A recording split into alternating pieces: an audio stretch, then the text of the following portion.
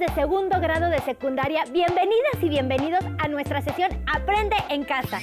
Para entrar en materia, ¿qué les parece si iniciamos esta nueva aventura educativa que seguramente será familiar para todos y del que aprenderemos distintos aspectos, la electricidad? El tema está presente en nuestras actividades diarias, ya que gracias a la electricidad podemos contar con iluminación. También podemos utilizar aparatos que nos proporcionan entretenimiento como la televisión o los videojuegos. Además, es indispensable para el uso de aparatos y máquinas que necesitamos en el trabajo o la escuela. Antes de continuar, los invitamos a ver el siguiente video donde podrán conocer un poco más sobre la electricidad.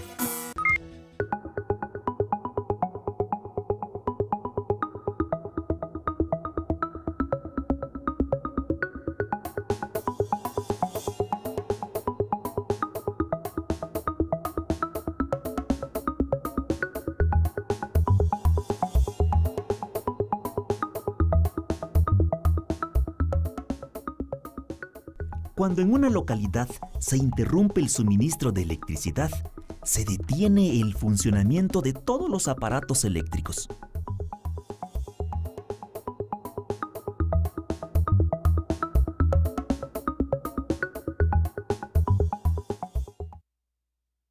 Hoy solo tenemos que mover un dedo para encender un foco. Es tan sencillo que pocas veces pensamos por qué sucede.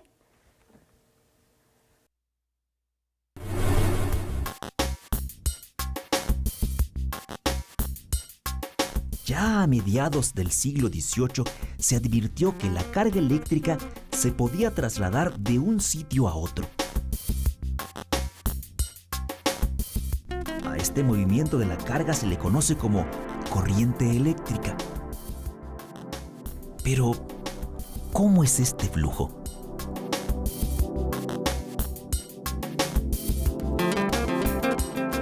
Una analogía podría ayudarnos a entenderlo. ¿En qué se parecen un río y un cable con corriente eléctrica? Así como el agua fluye por el canal, la carga eléctrica lo hace por el cable. La carga que fluye por un conductor consiste en electrones desplazándose a través de este. Ahora investiguemos si algunos materiales pueden conducir la carga eléctrica mejor que otros.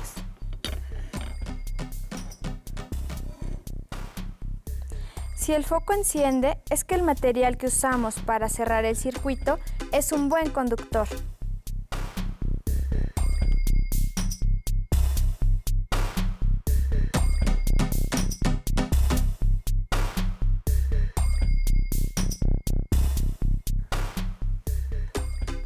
Si no lo hace, el material es un aislante y no permite el flujo de electrones.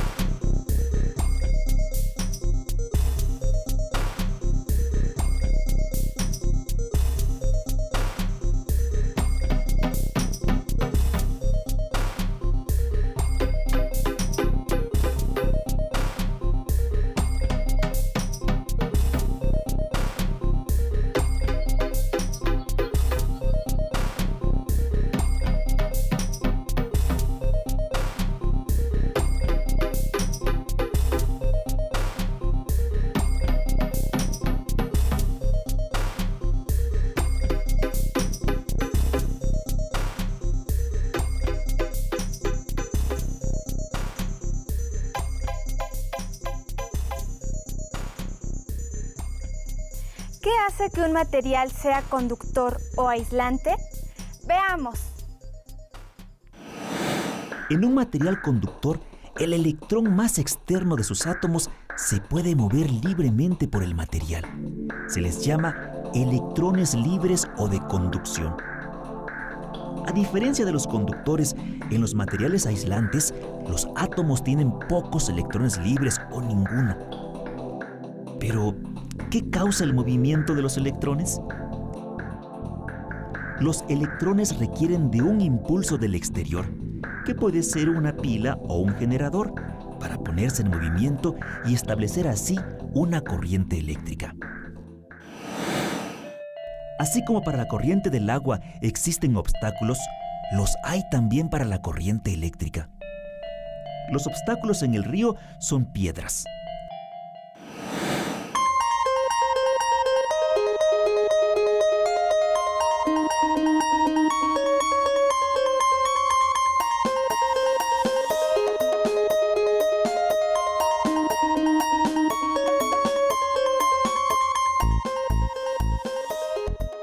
La corriente eléctrica son los átomos fijos del material. Dependiendo de la cantidad de átomos fijos, habrá mayor o menor resistencia al paso de los electrones libres.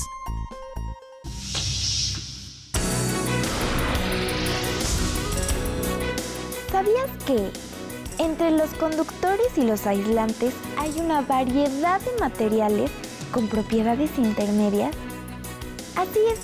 Los materiales semiconductores se comportan normalmente como malos conductores, pero si se contaminan con átomos de un material conductor, tal como un metal, se manifiestan efectos muy curiosos. Por ejemplo, dejan pasar la corriente eléctrica en un sentido y la bloquean en sentido contrario. Los semiconductores se utilizan para controlar con mucha precisión el flujo de la corriente, como en los circuitos de las computadoras y las calculadoras. Imagina que estas canicas son electrones.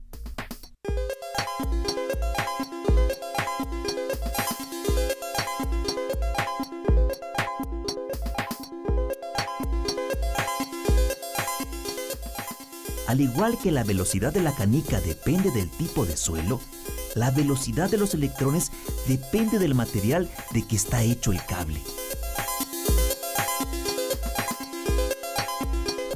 Pero, ¿qué fuerza consigue mantener a los electrones fluyendo por terrenos tan escabrosos?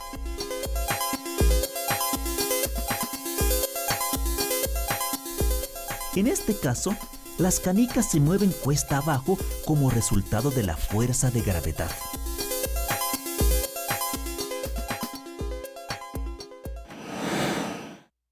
En el caso de los electrones, la fuerza necesaria para impulsarlos está provista, por ejemplo, por una pila voltaica. Esa fuente de energía también puede ser un generador, tal como el de las plantas eléctricas. Muchos de los grandes descubrimientos relacionados con la electricidad se produjeron durante los siglos XVIII y XIX. Alessandro Volta medía la intensidad de la corriente eléctrica por medio del tacto. Este científico inventó la batería eléctrica, conocida como pila voltaica, en su honor.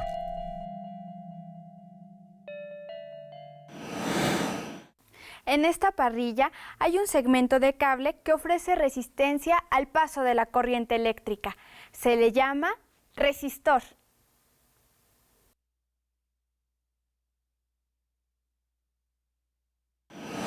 Cada vez que un electrón de conducción choca con un átomo, le cede energía cinética. A causa de innumerables choques como este, todos los átomos del sólido aumentan su energía de vibración y, en consecuencia, el material aumenta de temperatura. Efectivamente, el resistor se calienta. De la misma manera que el agua, al transferir energía cinética a las aspas del molino, se frena. Para que un foco se encienda, es necesario pasar corriente eléctrica por un filamento con la resistencia adecuada. De esta manera, se calienta y se vuelve incandescente, emitiendo luz tal como un metal al rojo vivo.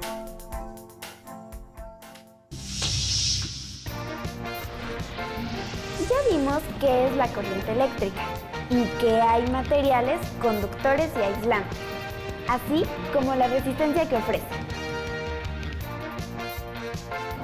¿Podrías armar un circuito eléctrico para encender un foco con estos materiales?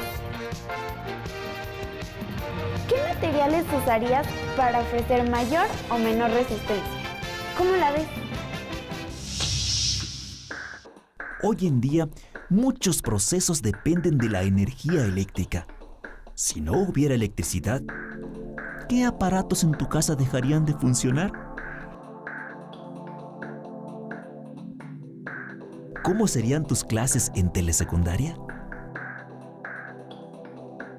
Los beneficios de la corriente eléctrica son tantos que se hacen enormes esfuerzos por llevarla a los lugares a donde falta. Por eso, quienes contamos con este servicio, no debemos olvidar la importancia de ahorrar energía eléctrica.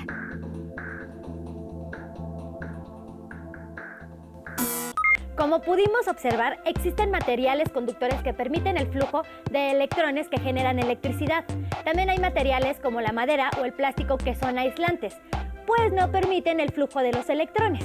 Además de tener precaución, ¿sabes cuáles son otras medidas que debemos seguir al usar energía eléctrica? Te invitamos a conocer los cuidados que debemos de tener con el uso de la electricidad. Anótalas en tu carpeta de experiencias. A ver, ¿qué cable va con cuál? Creo que así es esto. Creo que este va con este. Ahí sí, ya está. A ver. No, ¿qué pasó? Pero si solo junté los cables y... Ay, creo que debo de tener más cuidado con la electricidad. ¿Sabes cuáles son las precauciones que debemos de tomar al usar la energía eléctrica? Si bien la electricidad es necesaria, debemos tener cuidado al usarla, ya que puede provocar incendios o descargas eléctricas, es decir, el paso de la corriente por el cuerpo humano y que dependiendo de su intensidad, duración y trayectoria, puede llegar a ser muy peligroso. Para evitar riesgos por el uso de la electricidad, debemos de seguir normas de seguridad. Por ejemplo, evitar manipular aparatos eléctricos con las manos mojadas, dado que el agua es conductora de electricidad. Utilizar guantes dieléctricos creados con materiales aislantes como goma o látex, pues estos impiden la conducción de electricidad. Procurar que toda instalación eléctrica cuente con mecanismos de protección como tomas de tierra, interruptores y fusibles. Colocar los aparatos y contactos de electricidad lejos de las tomas de gas y agua. Desconectar de la corriente eléctrica cualquier aparato que deba ser revisado. Verificar que los cables eléctricos estén cubiertos de goma o plástico. Evitar conectar varios aparatos eléctricos en un solo contacto. Y colocar tapas protectoras en los contactos eléctricos cuando haya niños pequeños en casa. ¿qué debemos hacer en caso de un accidente eléctrico?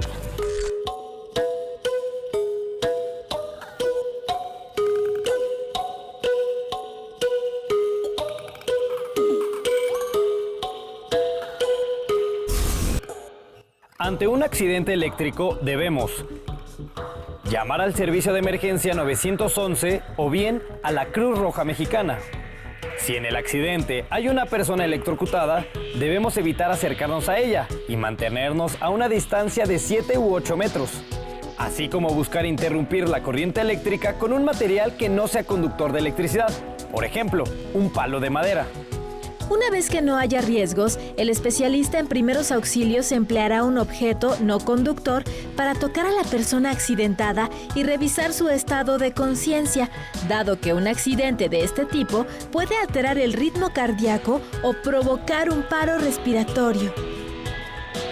También debemos despejar el área para que el especialista en primeros auxilios brinde a la persona accidentada la reanimación cardiopulmonar o RCP.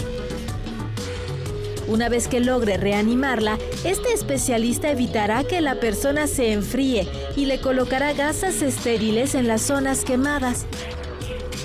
Y por último, la trasladará a un centro de salud.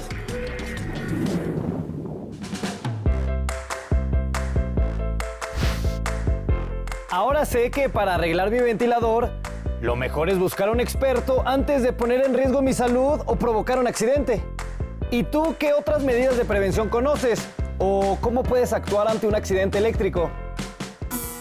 El aprovechamiento de la electricidad facilita nuestras actividades, pero en su manejo debemos seguir las medidas de seguridad indicadas para evitar accidentes. Los invitamos a que elaboren un tríptico o un pequeño cartel. Recuerden anotar en su carpeta de experiencias las precauciones que debemos tener con el uso de la electricidad. Hemos llegado al final, pero recuerden que pronto tendremos una nueva cita en Aprende en Casa, donde podrán avanzar en el aprendizaje y asimilación de los temas que componen el plan de estudios. ¡Hasta pronto! ¡Hasta pronto!